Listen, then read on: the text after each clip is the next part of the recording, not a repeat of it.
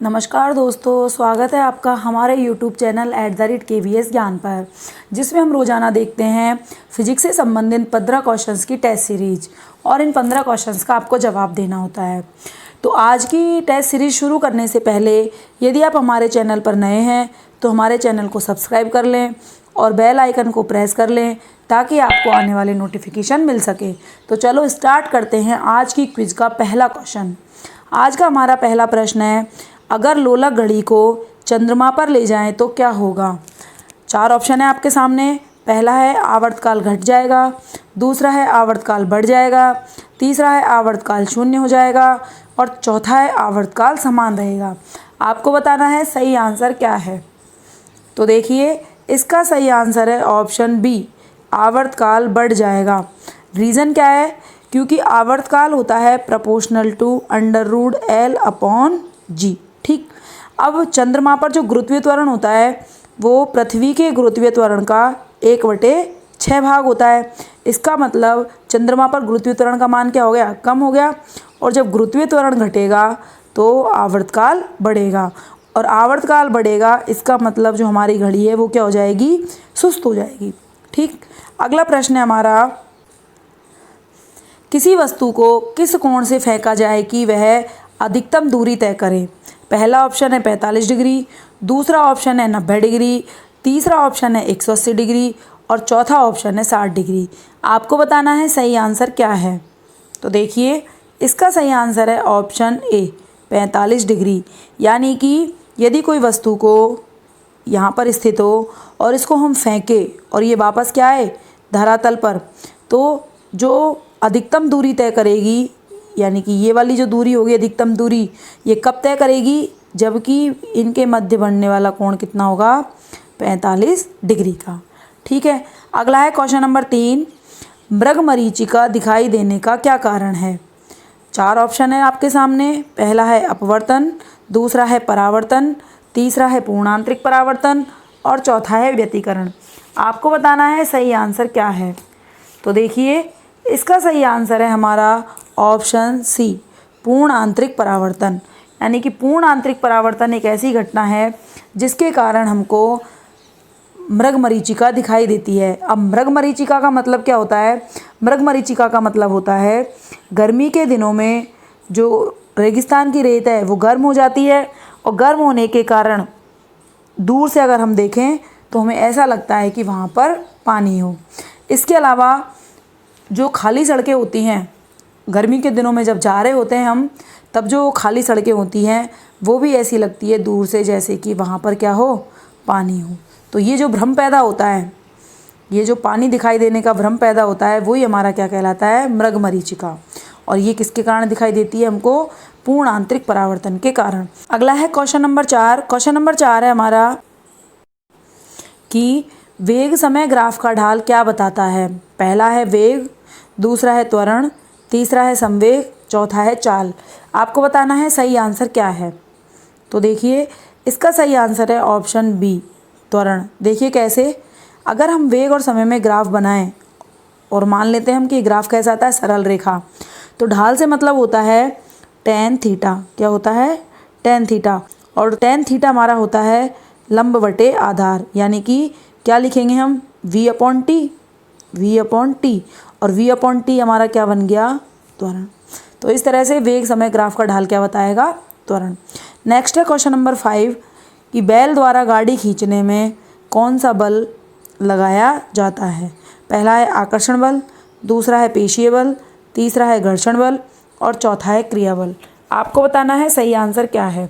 तो देखिए, इसका सही आंसर है ऑप्शन बी, पेशीय बल।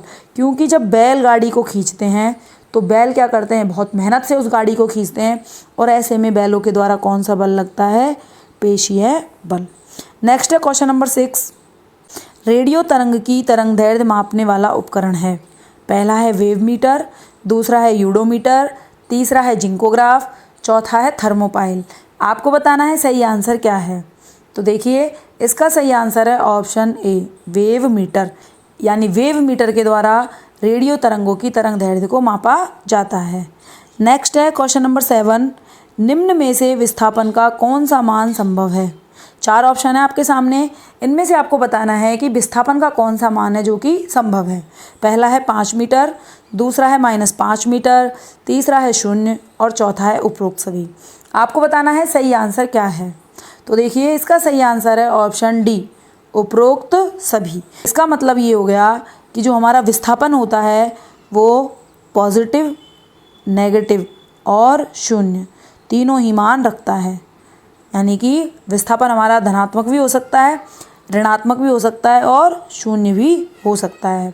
नेक्स्ट है क्वेश्चन नंबर 8, घरों में किस मान की विद्युत धारा बहती है।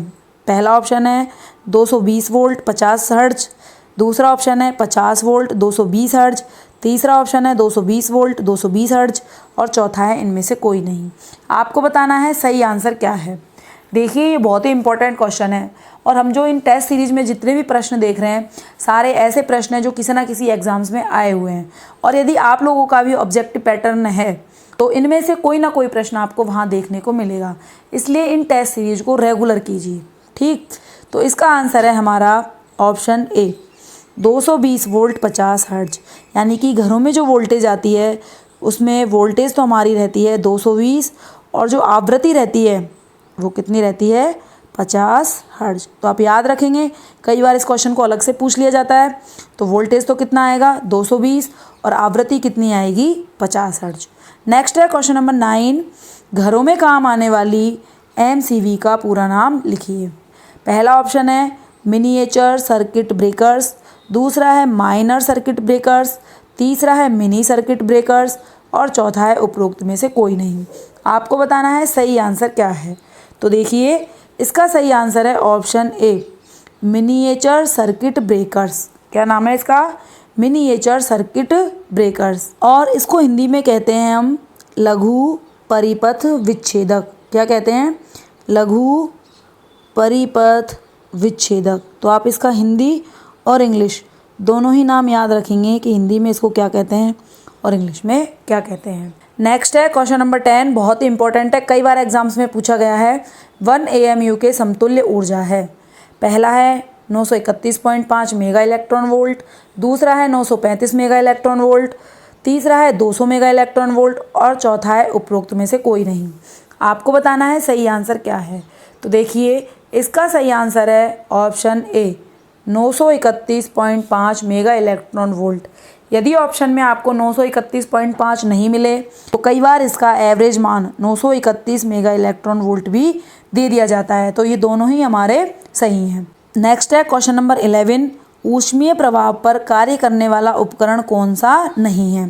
पहला ऑप्शन है विद्युत हीटर, दूसरा है रेफ्रिजरेटर, तीसरा है विद्युत प्रेस, चौथा है ट्यूबलाइट। आपको बताना है सही आंसर क्या है। तो देखिए इसका सही आंसर है ऑप्शन बी, रेफ्रिजरेटर। कैसे याद रखेंगे, देखो हीटर से भी हमको हीट मिलती है यानी कि ऊष्मा मिलती है, विद्युत प्रेस गर्म करते हैं तो उससे भी क्या मिली हमको ऊष्मा, ट्यूबलाइट जब जलती है तो उससे भी गर्मी मिलती है यानी उससे भी क्या मिलती है हमको ऊष्मा, जबकि रेफ्रिजरेटर से हमको क्या मिलती है, ठंडक मिलती है। ठीक, तो यहाँ पर ऊष्मीय प्रभाव पर कार्य करने वाले उपकरण तो 3 हैं और जो रेफ्रिजरेटर है वो इसका ऑप्शन नहीं है। ठीक, नेक्स्ट है क्वेश्चन नंबर 12, निम्न में से किसका विराम द्रव्यमान 0 होता है।